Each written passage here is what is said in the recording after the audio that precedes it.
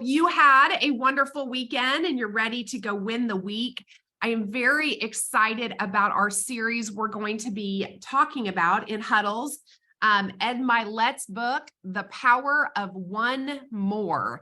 So if you attended Family Reunion this year in Anaheim, he was one of our keynote speakers, was absolutely phenomenal on the stage, brought so much energy and passion, just a really powerful word. And his message that he shared at Family Reunion was really based out of this book.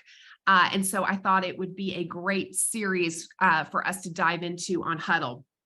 So what Ed Milet would tell you and what I will tell you, because I agree with this 100%, is that you were not born average or ordinary. You were born to do something great. I know this about you. You were born to do something great. And you are a lot closer to changing your life than you think, or you're a lot closer to your next breakthrough than you think. What if you were just one meeting away, one decision away, one habit away, one action away, one thought away from your breakthrough, from living the life that you deserve? The power of one more, and then the whole theme of this book is going to challenge us to become hyper-focused to searching for the one mores in your life. Okay, and so chapter 1, we're going to dive right in, and chapter 1 talks about one more identity. And really, identity is the foundational understanding of all of the other one mores, right? So your identity is a powerful and influential driver, and it governs every part of your life. What you believe to be true about who you are, right? Your identity governs every part of your life, and it defines the limits of your success, right? In your relationships, in your business, in your finance. It controls the quality of your emotions, your relationships, and your self-worth. Our identity is an incredibly powerful driver. So for the purpose of this conversation, this is how we're going to define identity. Identity is the thoughts, the concepts, and the beliefs that we hold to be most genuine as parts of our inner being. Okay, the thoughts, concepts, and beliefs we hold as the most genuine parts of our most inner being. It's what we perceive about ourselves becomes what we believe about ourselves. So as a child, you were a little blank canvas, weren't we? Right? Just a blank canvas. We'll just let the world write all over us.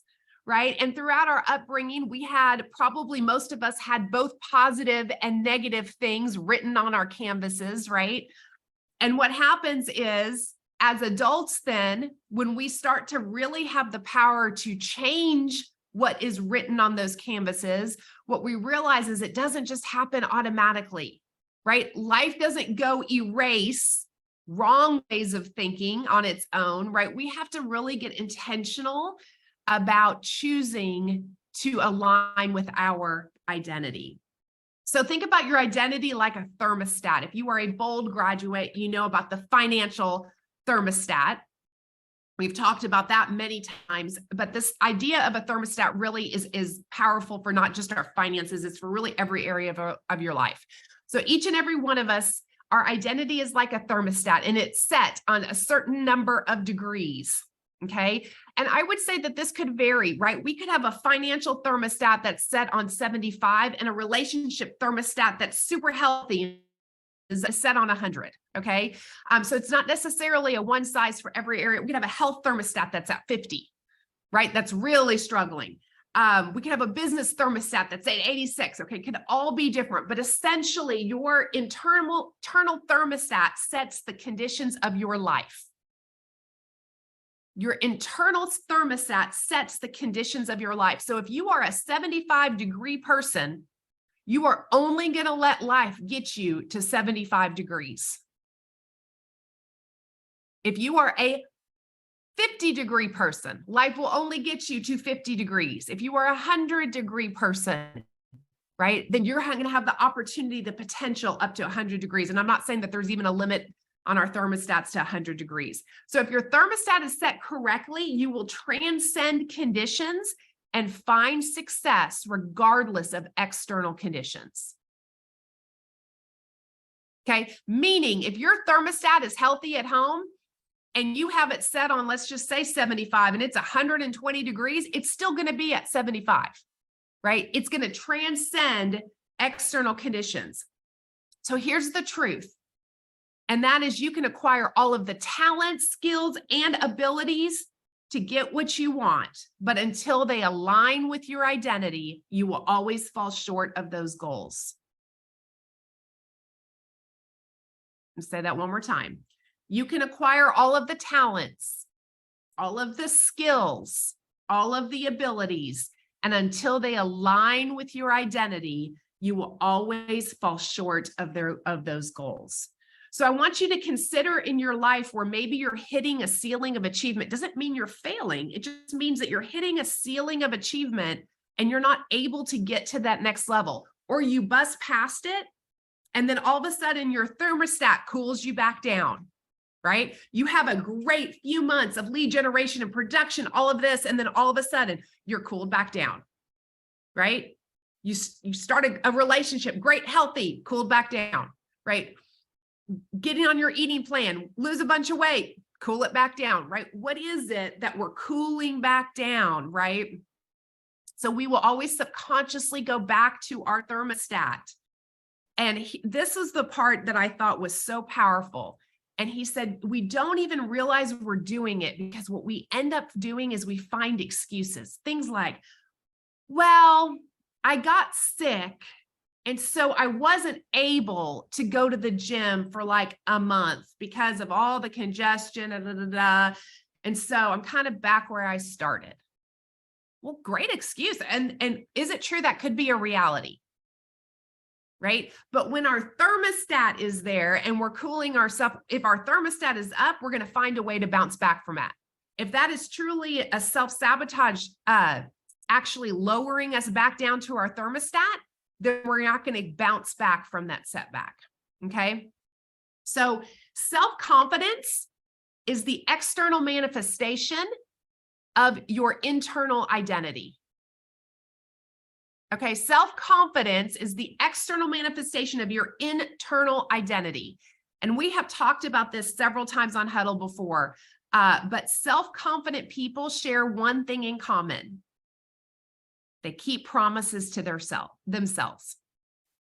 Self-confident people share one thing in common, and that is they keep promises they make to themselves. So instead of calling it self-confidence, let's shift our language and call it self-trust. We will have confidence when we trust ourselves that what we say we're going to do, we're going to do. That what we say, when we say who we are, that's how we show up, right? So internally, it's our identity. Externally, it shows up as self-confidence. So self-confidence is not what we possess. We know it's not what we have. It's not our accomplishments.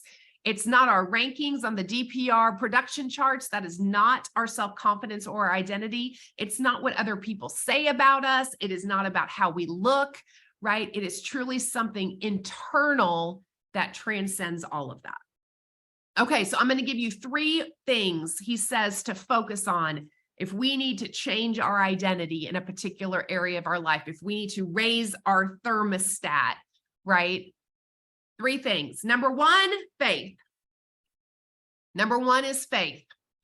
And, everybody's going to have a little bit different perspective of what that means to them. I will tell you, for me, having an understanding that my potential is not my own, that I am created by a loving God who has plans and purposes for my life is 100% for me foundational and raising my thermostat, right? Because ultimately it's not about me, right? And that faith in something bigger is a powerful thing. So number 1 is faith. Number 2 is intentions. And this is, he says, to give yourself credit for moving forward. Wow, we like to beat ourselves up, right? Progress, not perfection, right? A lot of times we're not going to up our thermostat from 75 to 100 overnight. Can you bump it today to 76? Can you increase it a little bit? Can you turn up the heat just a bit in a particular area of your life? Can you go on a journey that says, I'm not satisfied with what I believe to be true about myself right now, and I'm going to go on a journey that over time, I'm going to see that ceiling lifted, right? So intentions, give yourself some credit for intentions. And number 3 is your associations. If you want to have a 100-degree thermostat financially, be sure that you're hanging out with 100-degree thermostat financial people. If you want to be a 100-degree mom or dad, are you hanging out with people that just complain about their kids? Are you hanging out with people, right, that want to be better every single day as a mom or a dad, right? If you want to increase your thermostat in business, well, gosh, you're in the right place. Are you showing up? Are you engaging? Are you having conversations? Are you rubbing elbows? Are you bringing value to get value, right? So associations. So number 1, faith. Number 2, intentions. And number 3 is your associations. Okay. So your homework today, your thoughts today is ask yourself, what is your thermostat in the key areas of your life? And are you dialing it down? Are you potentially not hitting goals because your thermostat is not allowing you to do so?